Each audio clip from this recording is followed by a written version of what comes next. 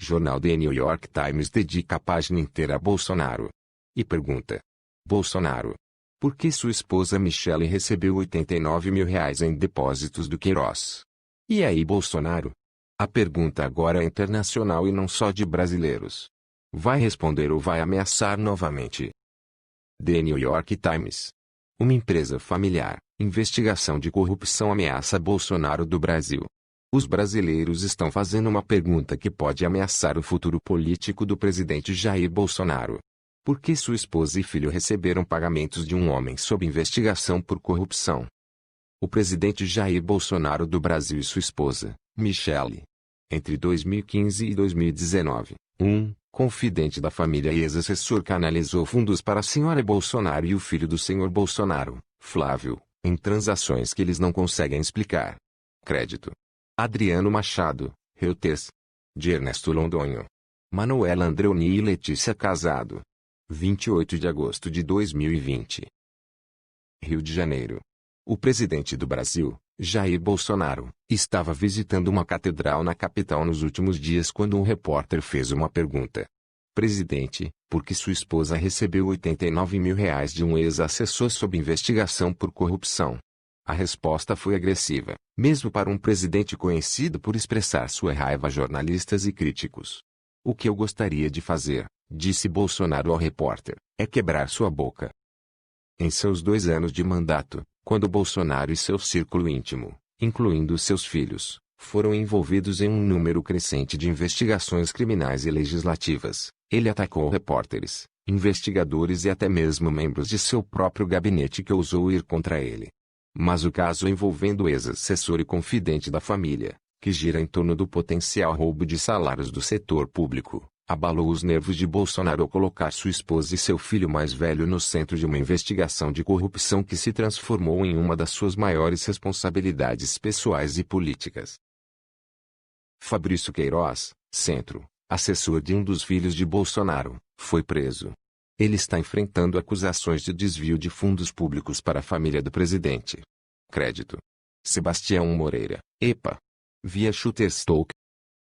O conjunto crescente de investigações sobre o presidente e sua família está atestando a independência e a força do sistema de justiça em uma das maiores democracias do mundo, com a maior economia do hemisfério sul.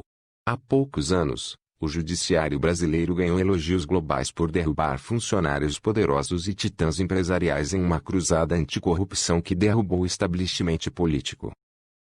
Agora Bolsonaro, cuja surpreendente ascensão da periferia da política de extrema-direita à presidência foi em grande parte impulsionada por uma promessa de erradicar a corrupção e o crime, é acusado de minar o Estado de Direito, à medida que os escândalos se aproximam cada vez mais do Palácio Presidencial. Especialistas afirmam que as evidências que surgiram até agora no caso do ex-assessor Fabrício Queiroz sugerem que a família Bolsonaro participava de um esquema conhecido como rachadinha, comum nos escalões inferiores da política brasileira. Envolve desviar o dinheiro do contribuinte mantendo empregados fantasmas na folha de pagamento ou contratando pessoas que concordam em devolver uma parte de seu salário ao patrão. A suspeita é que se tratava de uma empresa familiar que durou muitos anos e movimentou muito dinheiro, disse Bruno Brandão, diretor executivo da Transparência Internacional no Brasil, sobre o esquema de suborno envolvendo o ex-assessor. Essas suposições são muito sérias, corroboradas por evidências sólidas, em uma investigação que se baseia em transações financeiras altamente irregulares. Em ações judiciais e vazamentos para a imprensa, as autoridades exprimiram a suspeita de que, a partir de 2007, Queiroz ajudou o filho mais velho do presidente, Flávio Bolsonaro, a roubar fundos públicos embolsando parte dos salários de pessoas de sua folha de pagamento quando ele era um representante do Estado. Flávio Bolsonaro foi eleito senador em 2018. Flávio Bolsonaro, filho do presidente, está no centro de um crescente escândalo que envolve também a esposa do presidente. Crédito: Heraldo Pérez, Associated Press. Entre 2011 e 2016, Queiroz canalizou milhares de dólares para a esposa do presidente, Michelle Bolsonaro, em transações que nenhum deles consegue explicar. Os promotores também acreditam que os depósitos feitos ao filho do presidente podem estar ligados ao esquema. Com base em um vasto dossiê de registros financeiros, os investigadores estão tentando determinar se o fluxo de caixa irregular em uma loja de chocolates que Flávio Bolsonaro comprou em 2015, e uma série de compras de imóveis que ele fez em dinheiro, equivalem à lavagem de dinheiro.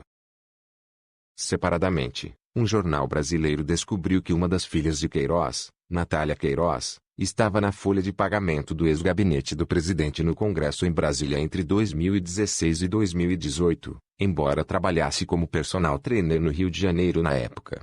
Registros bancários obtidos por promotores mostram que a senhora Queiroz fez pagamentos mensais a seu pai que totalizaram dezenas de milhares de dólares entre 2017 e 2018. O gabinete do presidente se recusou a comentar o caso em nome de Bolsonaro e sua esposa. Michele Bolsonaro conheceu o marido em 2006, enquanto trabalhava como secretária no Congresso. Depois que os dois começaram a namorar, ela se juntou à equipe legislativa dele, uma mudança que triplicou seu salário.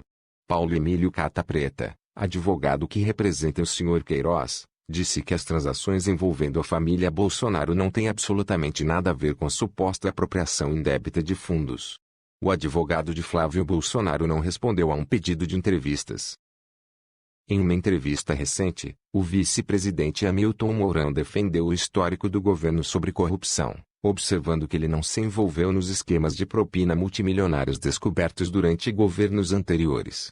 Ele lamentou o vazamento para a imprensa de tantas informações sobre a investigação de Queiroz, argumentando que há um esforço em curso para fabricar uma narrativa para a opinião pública. Bolsonaro e seu círculo íntimo estão envolvidos em um número crescente de investigações criminais e legislativas. Crédito: Adriano Machado, Reuters. A investigação começou a tomar forma logo após a vitória eleitoral decisiva de Bolsonaro em outubro de 2018. Ele derrotou um partido de esquerda cuja enorme popularidade desmoronou quando seus líderes foram acusados de esquemas de propina envolvendo grandes contratos governamentais e negócios transnacionais. Logo após a eleição, promotores do Rio de Janeiro notaram que a atividade bancária do Sr. Queiroz em 2016 e 2017, enquanto ele estava na folha de pagamento de Flávio Bolsonaro, era incompatível com seus rendimentos declarados. Desde então, outras investigações legislativas e criminais colocaram a família Bolsonaro na defensiva. Outro dos filhos do presidente, Carlos Bolsonaro, está sendo investigado por acusações semelhantes de desvio de fundos públicos durante seu período como vereador no Rio de Janeiro e em conexão com um caso sobre campanhas de desinformação travadas online. Um terceiro filho, Eduardo Bolsonaro, também está envolvido no caso de desinformação. Como as investigações criminais e legislativas envolveram pessoas próximas ao presidente, seu governo liderou ou apoiou esforços que enfraqueceram os promotores anticorrupção. Eles incluíram tornar mais difícil para os investigadores obterem registros bancários para construir processos criminais. Uma nova lei sujeita os promotores a punições, incluindo multas e acusações criminais por má conduta.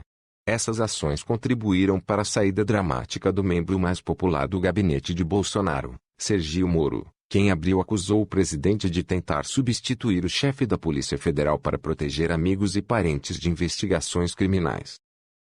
A Suprema Corte está investigando se a conduta do presidente constituiu obstrução da justiça.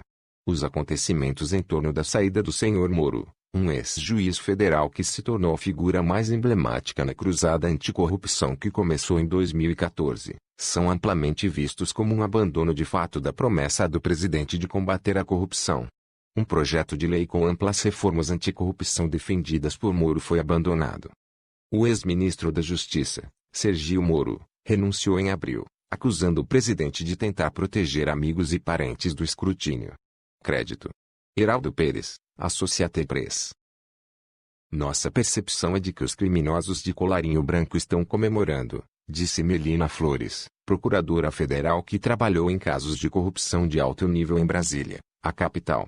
Os investigadores estão lutando para progredir.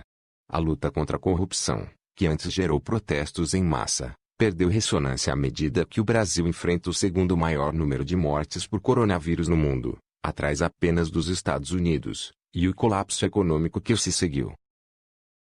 A mudança no enfoque nacional permitiu a restauração de um sistema tácito em que juízes e políticos poderosos protegem os interesses uns dos outros, disse Carlos Fernando dos Santos Lima, ex-promotor que trabalhou em investigações politicamente explosivas. É um retorno à velha prática política de ser protegido por manobras judiciais, disse ele.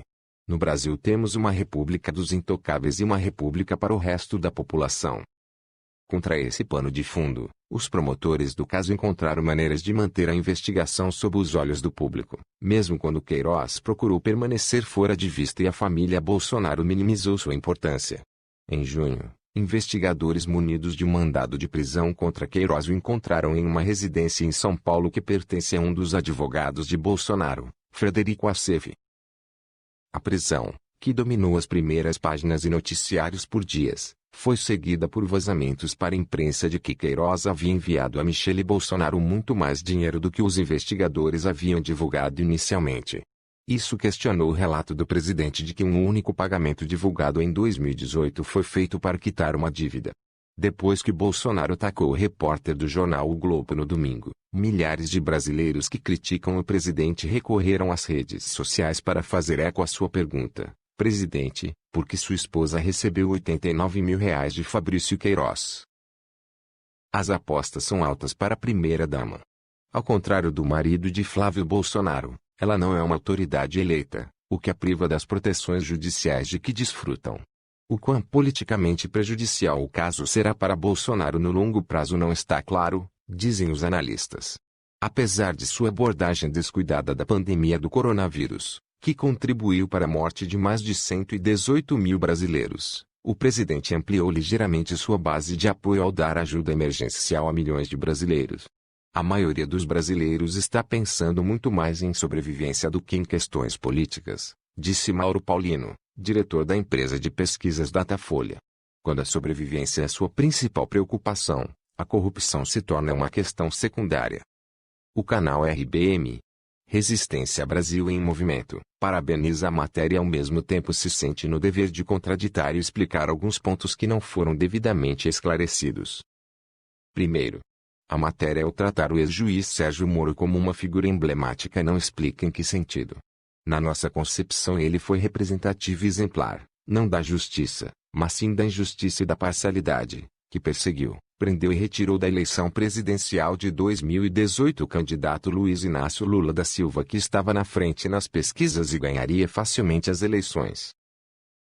Segundo, ao dar voz às colocações do ex-procurador da República, Carlos Fernando dos Santos Lima, peca por não esclarecer que o mesmo, ao lado de Sérgio Moro e Deltan Dallagnol, na Lava Jato, focaram as investigações nos políticos e partidos da esquerda, principalmente Lula e o PT, e blindaram os da direita, principalmente do PSDB.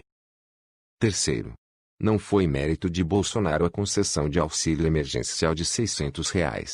Bolsonaro propôs apenas R$ 200. A bancada da esquerda no Congresso propôs a ampliação do valor e se chegou ao valor de R$ 600 que foi aprovado.